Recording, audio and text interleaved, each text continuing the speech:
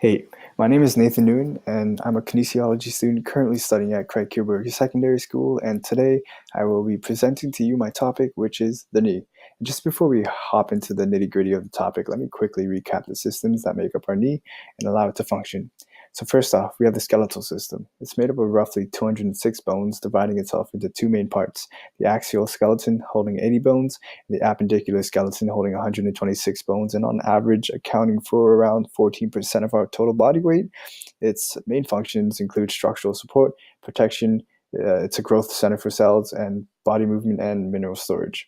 Next up, we have the musculoskeletal system. We have approximately 650 skeletal muscles in our bodies and three different types of muscle tissues, which include smooth, cardiac, and skeletal muscles. The main function of the system is movement. So our muscles attach to bone, and when activated, they contract either concentrically or eccentrically, giving us the ability to move the way we do.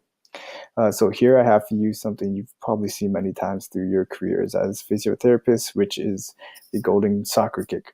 When kicking a soccer ball, the main motions lay on the sagittal plane and horizontal axes. However, small movements in the arms may lay on the frontal plane where the anterior, posterior, and longitudinal axes are used. When kicking a soccer ball, many muscles are used, major muscles including quadriceps group, hamstring groups, and your gluteal group. Major joints that are used include the hip flexor, ankle flexor, and your knee extensor, which involves the hinge joint. So the knee is made up of the articulation of the femur and the tibia.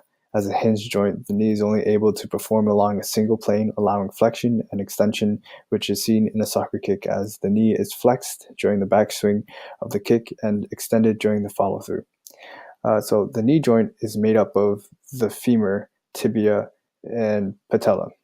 It's held together by fibrous capsule and a bunch of ligaments, which are strong bands that help prevent dangerous movements, as the ACL and PCL help prevent anterior and posterior movement, while the MCL and LCL limit the knee's rotation.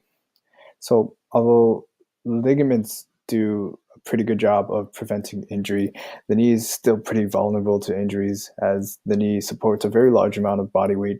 It's easy for the ligament to become damaged or if improper movements and unnecessary stress is put on the knees.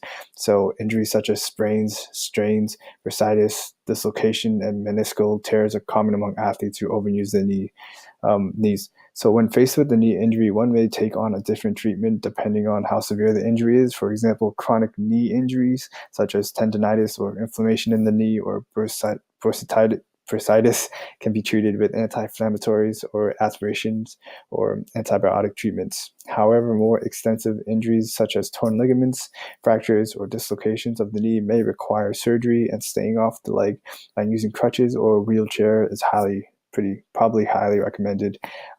After recovery, one may be recommended to a physiotherapist to help regain movement and stability of the knee, as sometimes after recovery, full function of the knee isn't fully regained. But yeah, thank you for listening.